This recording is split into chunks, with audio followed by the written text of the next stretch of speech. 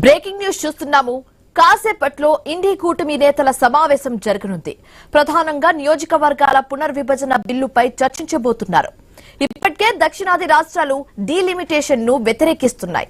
అటు ఢిల్లీ పర్యటనలో ఉన్న CM Revanth Reddy AICC in-charge Meenakshi Natarajan, TPCC chief Mahesh Goud తో చర్చలు జరిపారు. 3.5 గంటల పాటు వీరి మధ్య చర్చలు సాగాయి. తాజా రాజకీయ పరిస్థితులు, నామినేటెడ్ పదవులపై చర్చించారు. వర్కింగ్ ప్రెసిడెంట్, కార్యదర్శుల పోస్టులపైనా చర్చించినట్లుగా తెలుస్తుంది.